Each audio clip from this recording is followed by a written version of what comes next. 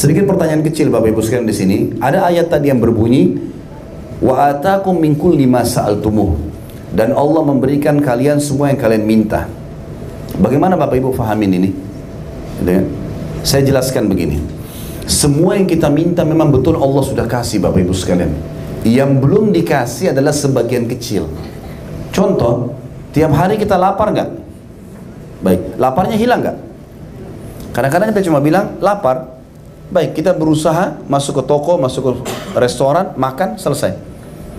Berarti apa yang kita minta sama Allah, lapar. Hanya ucapan itu saja, dapat makanan. Haus kita tiap hari kan terjadi haus. Tapi hilang dahaga kita, haus. Allah berikan. Tiap hari, tiap saat kita butuh oksigen. Mata kita butuh cahaya, telinga kita butuh suara. Semuanya Allah kasih. Yang Allah belum kasih sebagian kecil. Sebagian kecil. Sebagian mungkin ada 1-2 permintaan yang Allah belum kasih. Itu pun kalau Allah tidak kasih. Ada materi saya di YouTube judulnya Dahsyatnya Doa. Bapak Ibu kalau nonton itu 2 jam lebih saya ceramah tentang kadang-kadang Allah tidak kasih kepada seorang hamba kalau dia minta. Itu justru karena Allah sayang sama dia. Ada contoh satu orang di Saudi. Dia mau menikah sama seorang wanita. Ini kisah nyata. Dia mau nikah sama seorang wanita. Sudah melamar, sudah diterima. 3 bulan lagi sudah akad nikah. Laki-laki ini sangat suka sama perempuan ini. Ini kisah nyata. Kemudian setelah itu 2 bulan kalau tidak salah sebelum dia menikah, perempuan ini batalkan. Nggak jadi nikah. Heran, tidak ada sebab. Padahal laki-laki ini orang soleh. Ini salah satu dosen di Ummul Qura namanya Dr. Muhammad yang menceritakannya. Saya dengarkan di kaset beliau dan sangat luar biasa kisahnya. Dia mengatakan, saya tahu orang ini. Siapa orang ini saya tahu. Orang ini sangat soleh luar biasa. Ibadahnya, sholat malamnya, doanya luar biasa. Gitu. Teman saya dia bilang, waktu perempuan ini batalkan pernikahan, dia merengek-rengek sama Allah. Ya merengek ngerti ya? Jadi menangis-nangis minta sama Allah. Ya Allah kembalikan perempuan ini, saya suka ya Allah. Begitu terus. Kata Dr. Muhammad ini, sampai saya kalau ketemu sama dia, saking khusyuknya orang itu berdoa, sampai saya juga berdoa, ya Allah kabulkan buat dia. Karena kasihan orang ini, luar biasa minta doa. Tapi ternyata Allah belum kasih Bapak Ibu sekalian. Belum dikasih.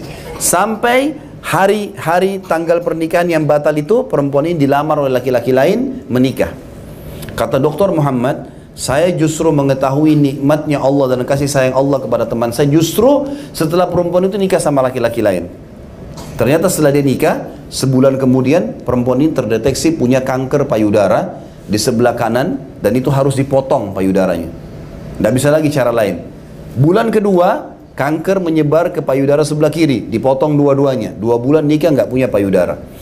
Bulan ketiga, itu ada urat saraf di belakang otaknya, itu rusak, terganggu, membuat kedua matanya buta. Dan bulan keempat perempuan itu meninggal.